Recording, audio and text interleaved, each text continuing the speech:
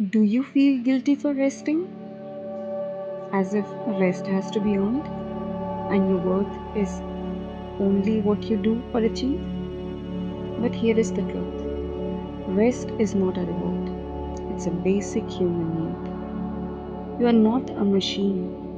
Your mind is not designed to run without a pause. Look at nature. Even the sun sets. Even flowers close their petals to recover. And the ocean rests between waves. Resting does not mean that you are weak, lazy, or falling behind. It means you are wise enough to sustain yourself. The world has made us believe that our value comes from productivity, but your value comes from simply being alive. You are worthy even when you are resting.